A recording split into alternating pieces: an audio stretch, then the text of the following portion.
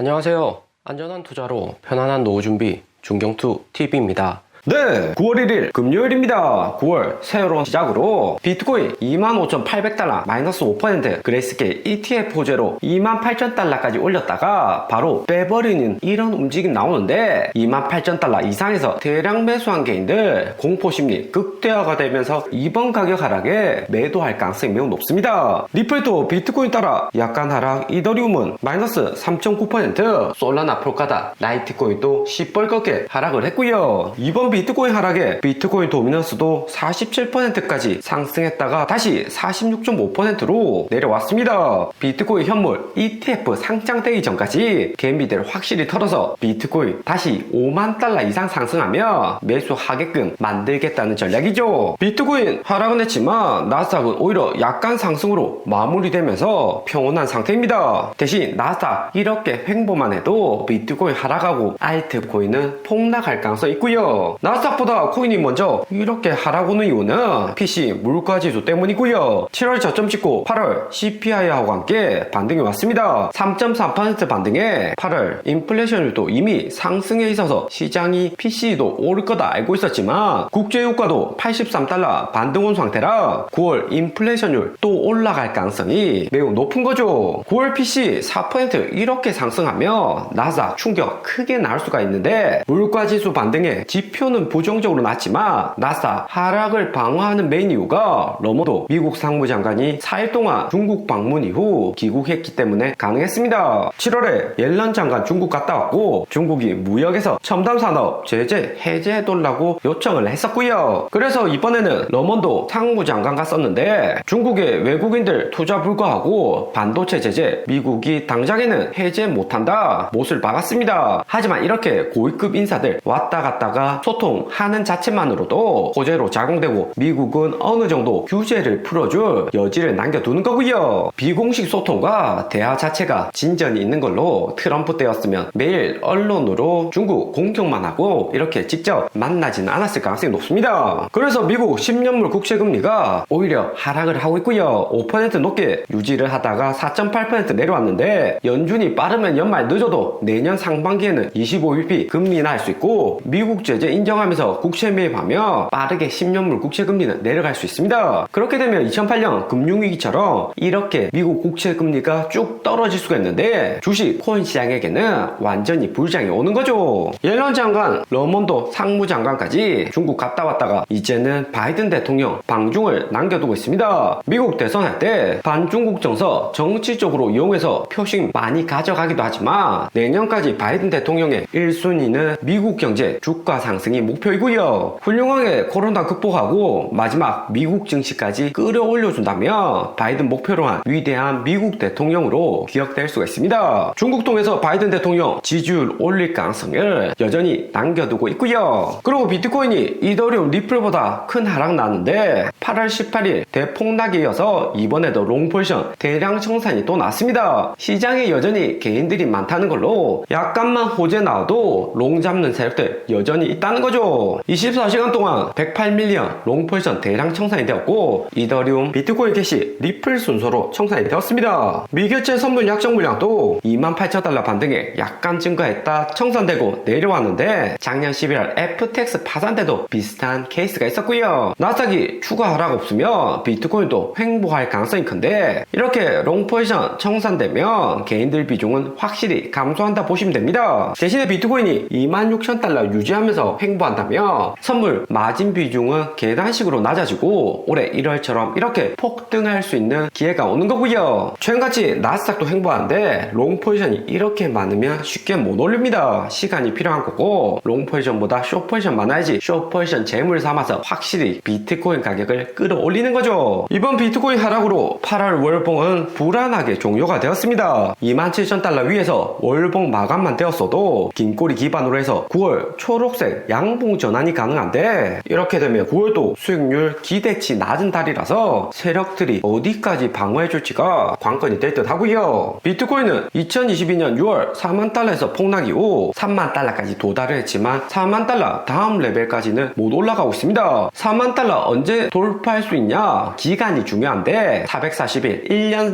6개월 넘게 못 돌파를 하고 있고요. 2019년에도 2018년 폭락 전 피보나치 618 구간까지 회복하는데 455일이라는 시간이 걸렸습니다. 2019년보다는 보름 정도 시간은 더 남아있고 연중 금리 인하하고 나사 추가 상승하는 구간 여전히 남겨두고 있고요. 혹시나 현재 비트코인 구간이 2019년 여기 하락 오는 구간과 비슷한 것이 아닐까? 2019년 7월 고점에서 금리 인하하고 세 번째보다는 첫 번째 화살표일 가능성이 높습니다. 2019년 7월 고점에서 금리 인하하고 비트코인 하락 시작했는데 만약 여기 우리가 지나간다고 해도 반등기에는 여전히 남겨두고 있다 보시면 되고요. 연중 금리 인하로 기업들 실적이 상승을 하는 거죠. 비트코인이 2019년 9월 하락 이후에도 두 번만 저점 갱신하고 나스닥 상승에 반등은 빠르게 했습니다. 이때 하락도 보면 개미들 완전히 털어내고 2020년 코로나로 큰 상승 만들었던 구간이 있었고요. 이때가 비트코인 10,000달러였습니다. 여기 구간 하락에 못 참고 매도했으면 비트코인 6배 이상 큰 수익을 못 가져가는 거죠. 때문에 현재가 첫 번째 화살표일 가능성이 매우 높은데 혹시나 세 번째 화살표 구간 여기라도 분할로 모아갈 수 있는 구간이다 생각을 하시면 되고요. 비트코인 4만 달러 상승하면 분할로 익절하면 되고 혹시나 2만 달러까지 내려와도 비트코인은 평단을 낮춰갈 수 있는 좋은 기회입니다. 연준이 결국에는 금리 인하할 수밖에 없죠. 그리고 우리 리플 큰 호재 났습니다. 미국 주간지 피플에서 100대 기업으로 등극을 했고요. 포브스 포춘보다 피플사가 영향력이 낮은 언론사이지만 개인들이 좋아하는 잡지로 주가가 최근에 폭등했거나 잠재적인 성장 가능성이 높은 기업들이 100대 기업에 선정이 됩니다. 100개 기업 중에 86이라고 하고요. 피플사의 리플과 동시에 선정된 기업들은